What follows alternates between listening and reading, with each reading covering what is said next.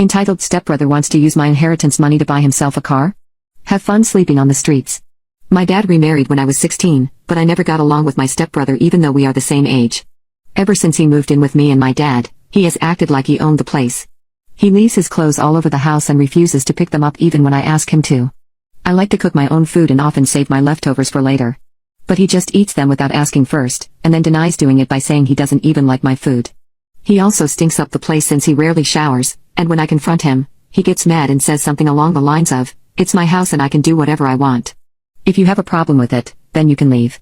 I tried to get my dad to do something about this, but my stepmother would always intervene and say he's just a child, and that I can be more mature about calling him out.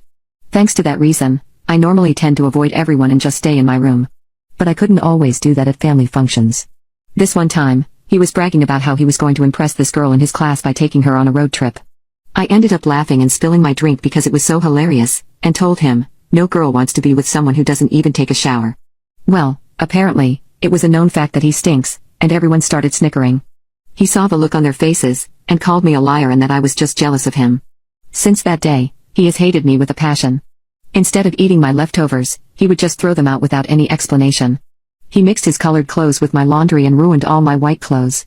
I was so tired of him and my dad not doing anything about it, that I applied to a faraway college and moved out of the house. That proved to be a good decision because I no longer had to walk on eggshells and watch my surroundings. I was going to make sure to enjoy my college life. But in my junior year, I got the worst news of my life. My dad had a terrible accident on the highway, and passed away on impact. I couldn't even believe that he was gone, and wept like a baby at the funeral. I requested some time off from college because I wasn't able to function properly. Every day I would just think back to all our good memories and wish I had stayed at home to spend more time with him. Tolerating my stepbrother was nothing if it meant I could make more memories with my dad. A few weeks later, a lawyer contacted me saying he wanted to talk about my dad's inheritance. It turns out that my dad had left the house as well as all the money he had to my name. And since I was already 21, I could lay a claim to it immediately. I hadn't even processed that information yet when out of nowhere, I received a call from my stepbrother. I thought he was going to offer his condolences and ask me to come back home, but no. Apparently, he had been promised a new car by my dad and was hoping to fulfill that wish once he was given his inheritance. But he was furious when he found out my dad had left him with nothing. So now he was calling me to ask for his rightful share, and demanded that I buy him a brand new car with the money I had just received. Not even a month had gone by since my dad's passing, so I was shocked to see that he had moved on already and was only talking about his money. It was clear to me that he held no love for my dad, so I wasn't going to entertain his ridiculous demand. The money my dad had left me was supposed to be for my future, and not to spend on luxury items. I told him that whatever promise he had with my dad was gone, and I wasn't going to buy him a car. He began yelling at me, calling me a selfish bitch when my stepmother snatched the phone and said that he didn't mean what he said.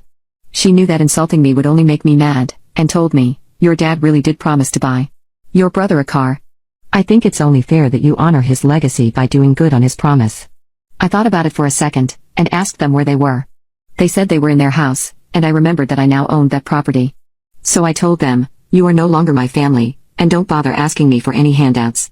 By the way, that house belongs to me, so get out before I call the police on you for trespassing."